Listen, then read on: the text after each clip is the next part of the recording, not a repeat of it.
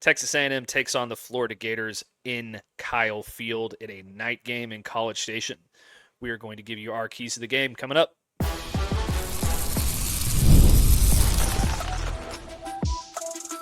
You are Locked On Aggies, your daily podcast on the Texas A&M Aggies, part of the Locked On Podcast Network, your team every day.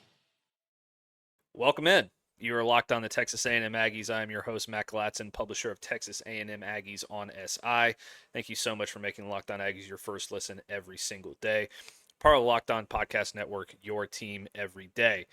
Today's episode is brought to you by Mazda. Like our players, we sweat every detail because when you make every move count, pulling off the unexpected is only the beginning. Stay tuned later for highlights in this week's Moving the Game Forward. Mazda, move and be moved.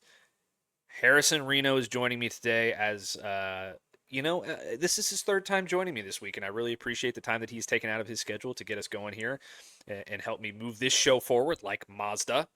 That was a bit of a reach there, wasn't it, Harrison? But Texas A&M, Texas A&M has a pretty big game this weekend. It didn't look like it was going to be much before last week, and now it looks like it's going to be a tougher battle than we might have thought.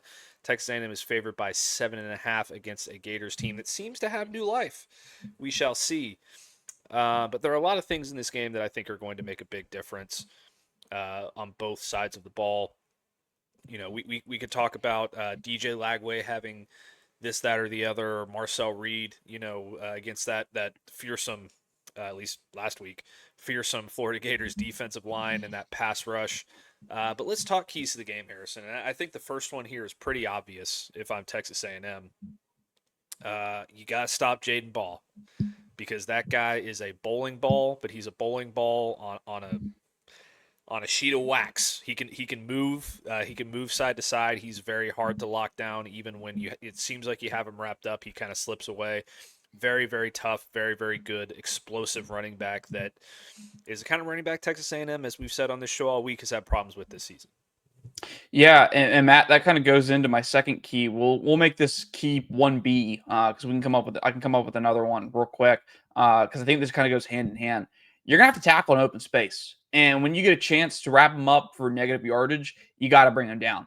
That was something that Texas had major issues with. I can think there's 2 or 3 plays early in that football game where you had a Colin Simmons or somebody else in the backfield to try and wrap up Jaden Ball, and he breaks loose and ends up getting positive yardage. Like that, it doesn't get more simple than that. You're going to have to bring the kid to the ground, and he's going to be able to make you miss. He's going to be able to run through your arm tackles, so you have to bring him to the ground because, like you said, stopping the run is essential in this game because it opens up everything else that the Florida offense tries to do. They have a quarterback who's still trying to gain confidence. He was rattled after the 5-interception performance versus LSU. They didn't have much confidence in him, and he didn't have much confidence in himself against Miami, how can you facing that Miami defense? But at Texas, it was different.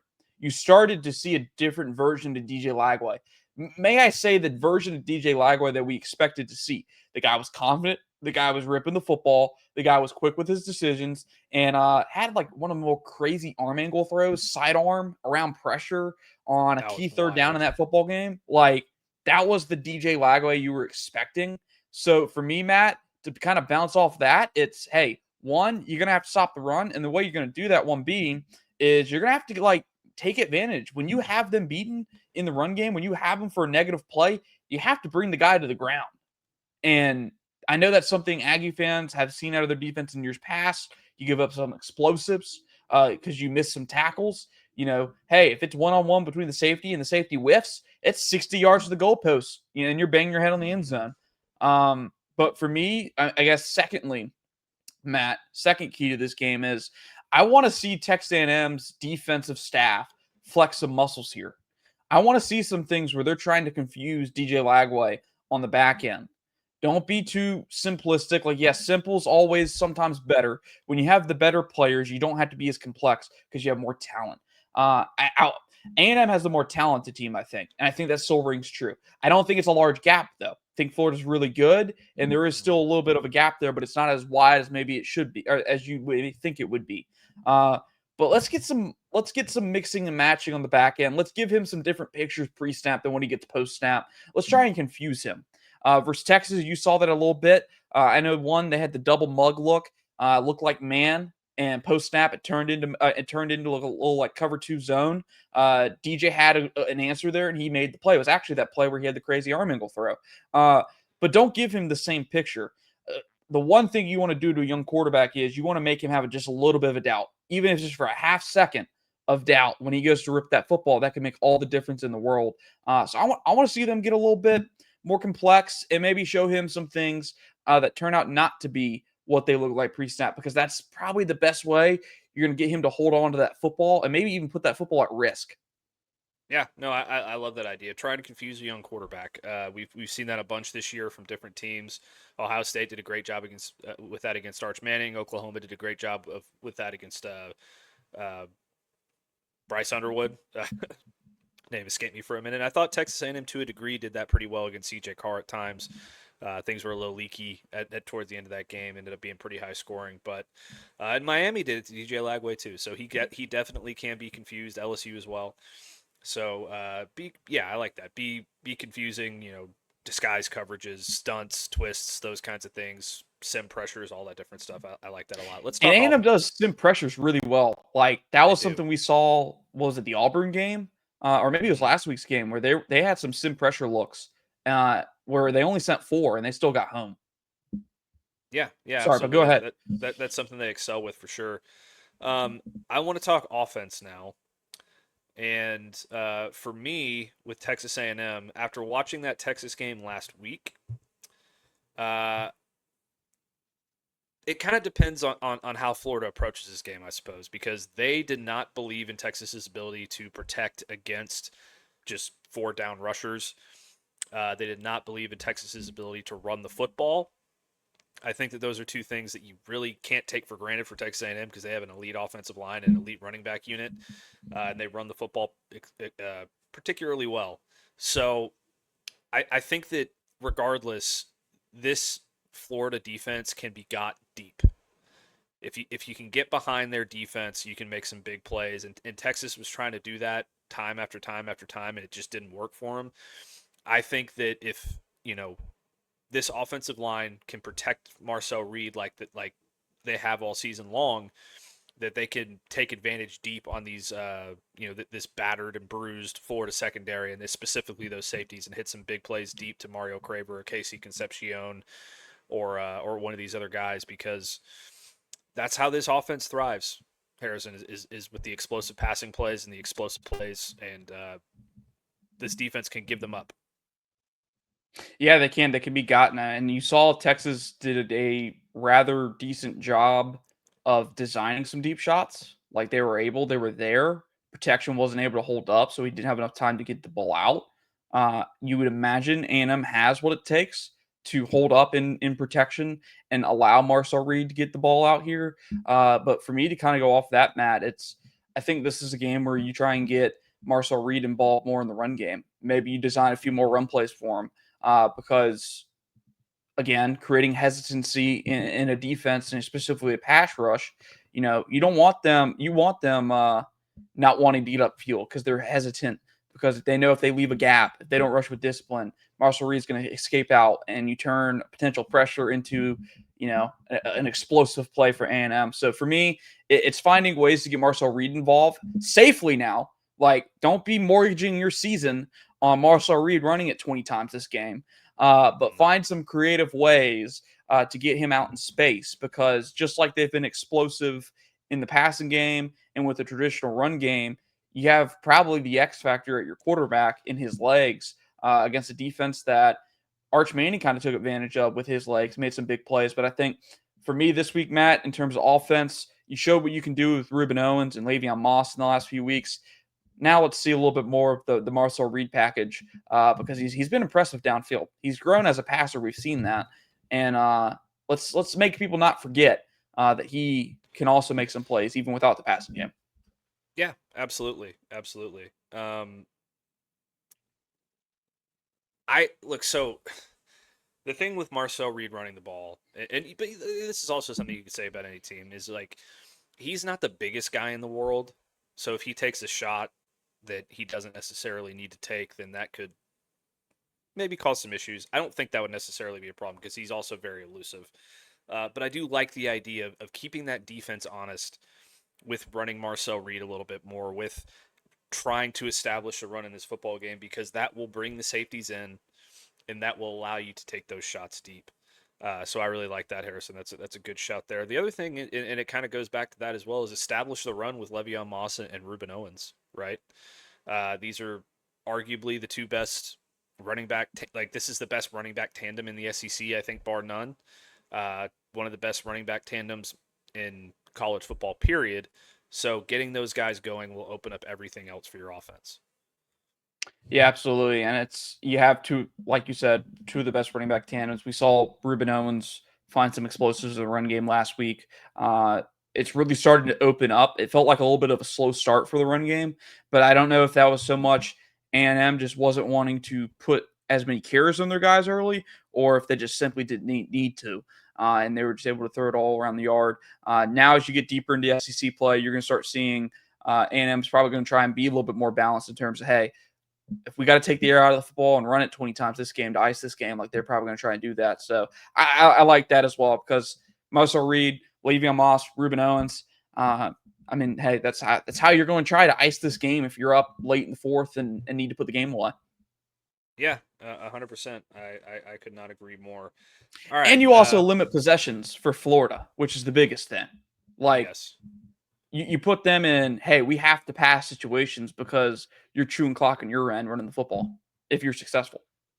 Yeah, absolutely. Limit those possessions. The less that Dallas Wilson is on the field, the better. If you're Texas A&M, because that guy's a freak, based on what we saw last week. All right, Harrison, let's take our first break. When we come back, we are going to get into what this win or what this game means and what this win could mean for Texas A&M going forward into SEC play. And then in the latter half of the show, we'll get into our picks of the week. So stick with us, and we'll be right back. Today's episode is brought to you by DoorDash. It's almost the weekend. Time to look back and crown this week's MVP on Who Delivered, powered by DoorDash. Just like you can win every Saturday with DoorDash Streaks, saving more every time you order, these players delivered when it mattered most. Let's break it down. For Texas A&M, Reuben Owens delivered in a big way last week. He had the career high in rushing yards. He was extremely explosive, and he helped really, get things going in the fourth quarter when the game was still close. When the pressure was on, Owens came through, no hesitation, no delay. And if you're watching week after week, this performance wasn't a fluke. He's been right on the cusp, and Reuben Owens is seemingly developing a streak here for the Aggies. And just like Owens delivered for Texas A&M, DoorDash delivers on your Saturdays. With DoorDash Streaks, you save every time you order, stack it up all season, and you can save up to $250, including $100 in DoorDash credits. Order this Saturday, keep the streak alive, fuel your game day only with DoorDash. Terms apply, promo period through 11/18. Today's show is also brought to you by FanDuel.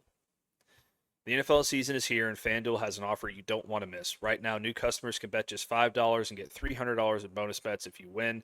That's right. Pick a bet, put down $5. If it hits, you'll get $300 in bonus bets to use across the apps. I love how FanDuel gives me so many ways to play. I built parlays, tried player props, and even followed the lines through the games. So what are you waiting for? Visit FanDuel.com to download the FanDuel app today and get started.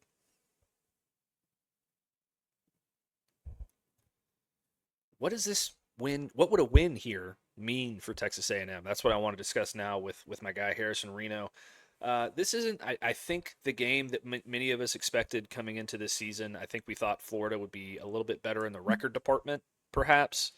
Although, Miami and LSU, those are two really tough teams to beat. Don't know if we thought they were going to beat them. Don't know if we thought they were going to beat Texas. I don't know. They just seem like a different Florida team than we expected. I think we can safely say that. But then last week they come out and they put a drubbing on a top 10 Texas team, knocks them out of the top 25, and it seems like they are ripe to take an upset here. Spoiler alert, I'm not saying that they're going to beat Texas A&M. I got ripped in the comments the other day for that. I didn't say that. But the thing is, this is probably the toughest team, I think, talent-wise, that Texas A&M has faced in SEC play so far with Auburn and Mississippi State. Like, this is a true, knockdown drag out fight, I think, here coming up at Kyle Field. So what do you think a win would mean here for Texas A&M, Harrison? Obviously, long term, you keep your SEC championship hopes alive. You're still among the top of the pack in that department. Um, I don't know how much this has a bearing on, like, if you lose this game. I mean, yeah, you drop in the rankings a little bit in terms of the college football playoff and all that, but long term, it's like, hey, this is the type of game where in this year's this era of college football, like, some of these teams will lose this game. Some contenders will drop this game because it is kind of a trap game per se. Now, from A&M's perspective, it's lost all of most of its trap game luster because they just pulled the upset over A&M's hated rival. So, like, I'm not quite so sure like they're going to come in here sleeping, especially with a night game atmosphere. But in terms of, I guess, what it means from a fan base perspective, this is again a turning of the page type win where it's like, hey, this is a different Aggie program. This is a different Aggie team with a different culture. It's been the buzzword, Matt, around College Station culture. And this is just another moment of, hey, this isn't 8-4 Aggies. This is SEC championship contending Aggies. This is college football playoff contending Texas A&M Aggies team that so far has really not given us much to poke holes through so far, outside of maybe a 6-point win at home versus a Auburn team that struggles offensively but has a really good defense. I think Auburn and Florida are favorable comps in terms of talent level right now because Florida's defense is really good. Florida's offense has a lot of room for improvement, but Florida's changed itself since the bye week. They're now committing more to the run, and they're trying to take the heat off the quarterback. So I guess long-term, Matt, I don't know what this means, I guess, more low. So, because you can lose this game and your goals are still right in front of you. But from a narrative perspective, from a fan base perspective, this is one of those games where it's like, hey, you expect to win this. And if you lose if you lose this, obviously the effect on the mood is going to be a lot higher than if you win it. Because A&M fans should and do expect to win this game. Yeah, absolutely. I think that this absolutely had the potential to be a trap game. And I still think to a degree it does, because Florida, I think, is better than the national narrative, which would suggest. But once they came in there and they kicked the crap out of Texas, I think every A&M player and every A&M fan was like, oh, okay, we need to take these guys a little bit more seriously than we were taking them before. So I completely agree with that one, Harrison. Here's what I think it means. And fans don't like to talk about this. Every time I talk about it, there's a mention of it in the comments. But I think battered Aggie syndrome is a real thing. And it's more so in the fan base than with the players or within the program or anything like that. I don't think the players or the program think any one way or the other about it. They think it's a stupid narrative. But for the fans, it really is like, we expect to win these football games, and eventually the Aggies are going to let us down. I saw someone earlier on, I think it was on X, maybe he was on Instagram, say the Aggies are, what are they, 6-0 now? Is it 6-0 or is it 6-0? I think it's 6-0. The Aggies are 6-0. It's like when the Aggies are 6-0, 5-0, 5-0. Sorry, they're 5-0. Okay, when the Aggies are 5-0, and there's 4 losses left on the schedule, it's like that's a mentality that's like kind of toxic throughout the fan base, and I understand why, because of the history of the last few years. But I think that winning this game for Texas A&M would effectively shatter that, because this is the kind of game that you would, if you have battered Aggie syndrome, that you would expect, oh, this has got to be the one. This has just got to be the one where we come out and we play like crap and we get upset and we look like idiots or whatever. And I don't think that's going to happen. I think that this team is fully prepared for this game. I think that the fan base expects to win this game. And I think that Texas A&M will win this game. Again, spoiler alert, so nobody twists my words about this being a close game. I do think it's going to be close. I do think that Florida is going to put up a fight, and I think that they do have new life. But the thing that I noticed about this Florida team last week is that at the very beginning of that game, you could tell that if they got hit in the mouth first, they were just going to fold. That fan base was going to go silent, and they were gonna give up, and they were gonna let Texas roll all over them. Fortune, favored them, and they were able to hit Texas in the mouth first, and then they were like, "Oh, hell yeah, we're here," and then they just kind of took off from there. I don't think Texas A&M can let them get that rolling because it is a very talented team, and if they do get that confidence, they can be very difficult to deal with. But like I said, in terms of winning this game, I think it would go a long way in shattering that phobia, that syndrome of battered Aggie syndrome, which I think is extremely important for this fan base. All right, let's take our next break, Harrison. When we come back, we are going to give our picks of the week for the the 5 biggest games in college football this weekend. Again, spoiler alert, it's mostly SEC because that's the only real football we care about, isn't it, Harrison? But Absolutely. So stick with us after this, and we'll be right back. This episode is brought to you by Mazda's Moving the Game Forward. For those who believe it's not just about playing the game, it's about redefining it. There are moments that do more than just put points on the board. They move crowds, move culture, and keep moving the game forward. This week's moment that moved the game forward is, well, I mean, there's a lot that you could choose from, Harrison. I tend to think that Mario Craver's rushing touchdown was really the one that put this thing away for Texas A&M last week against Mississippi State.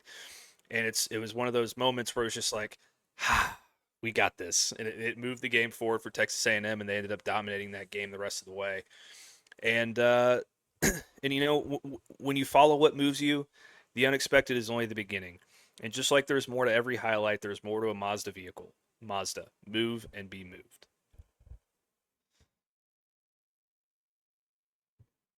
It's very inspirational ad read there by Mazda. I love it. Might go out and get a Mazda. I don't know. All right. So, Harrison, it's time for picks of the week. I had a hard time picking this week because I don't think there's a lot of awesome games, but I think we found some. There's 3 of these are a very highly ranked team versus an unranked team, but they're still interesting games. Let's start off from the top. I think the best game of the weekend probably is Alabama -2.5 at Missouri. Talk about a trap game. I know Missouri's ranked number 14 in the country, but they're a good football team, and they can run the hell out of the football. So that is something to watch out for there. I think Alabama has turned a corner.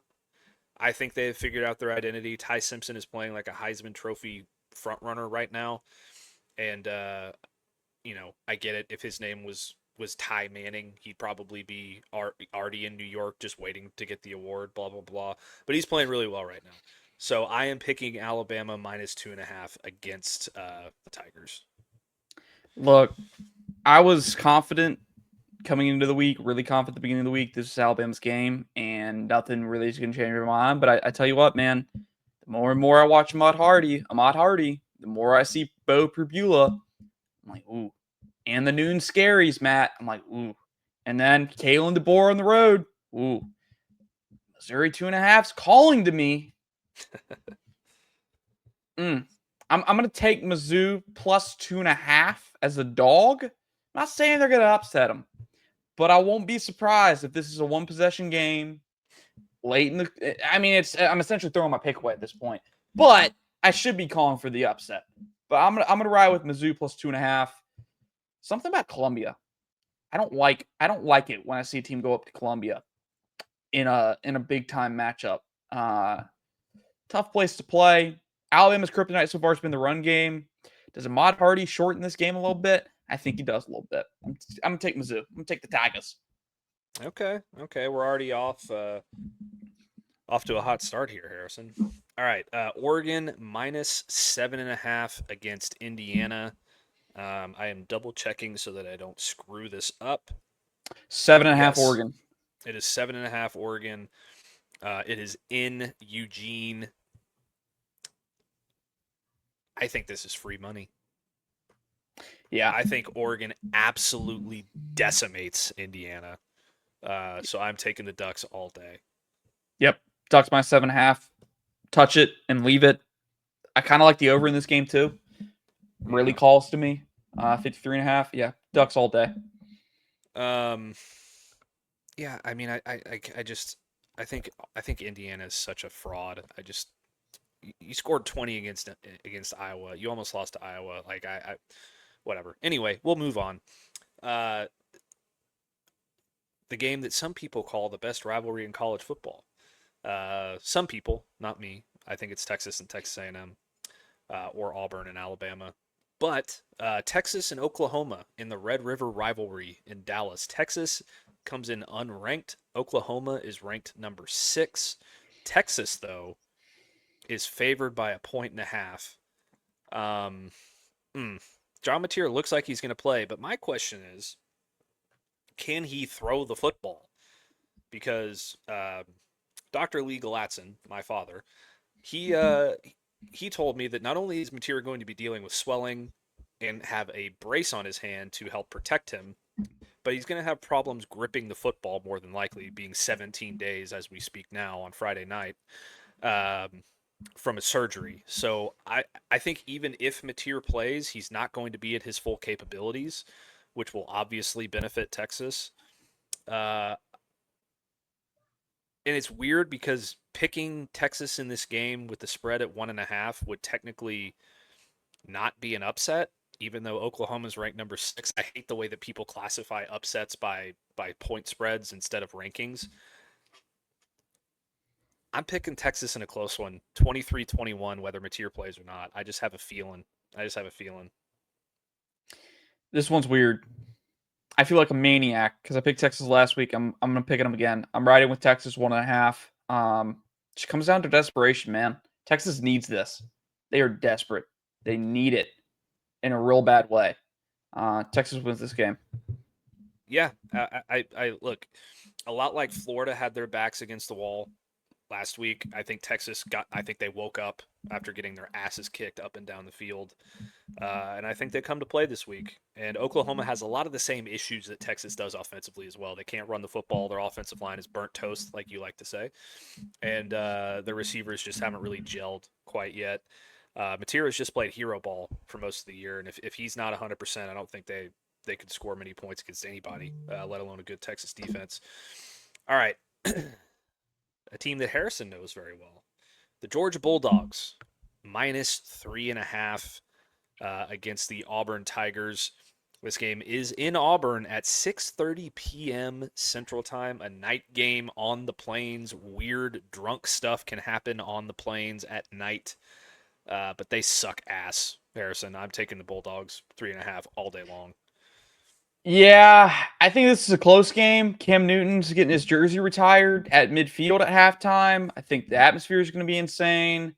I don't think Georgia's really going to be phased by it per se, as we saw they went into Neyland and played really well, or played well enough. Yeah, I'm going to take Georgia -3.5. But if this is a one-score game in the fourth, don't be shocked. I think Auburn finds some explosives to make this thing interesting. But I'm taking Georgia in a close one, 3.5.